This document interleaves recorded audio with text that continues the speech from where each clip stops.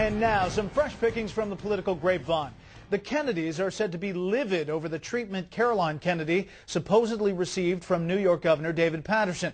The New York Post reports a source close to the family saying, quote, "The governor's going to pay for this. Ted is furious. The family is furious." Reports say rumors suggesting Kennedy withdrew her name from consideration for Hillary Clinton's Senate seat because of tax issues, her nanny, and even her marriage came from Paterson's office.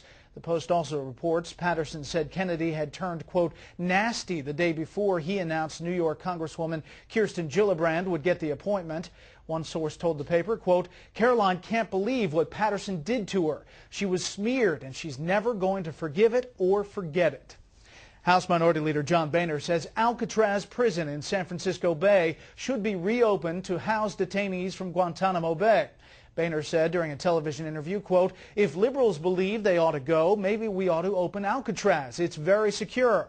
Republican Congressman Bill Young in Florida suggested to a White House official last week that the island prison would be the perfect spot, but House Speaker Nancy Pelosi does not like the idea of detaining terror suspects in her own district. She said of Congressman Young during a television interview, quote, "Perhaps he's not visited Alcatraz. Alcatraz is a tourist destination. It's a national park."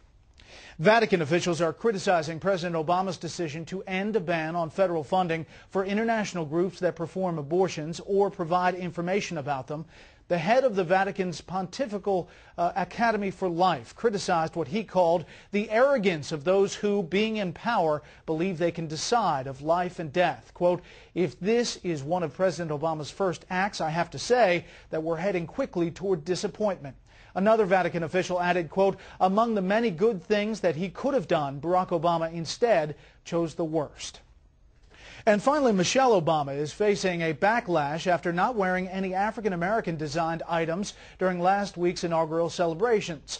The Black Artists Association will send a letter to the First Lady's office to complain. The letter will also ask the First Lady to include African-American designed items in her wardrobe.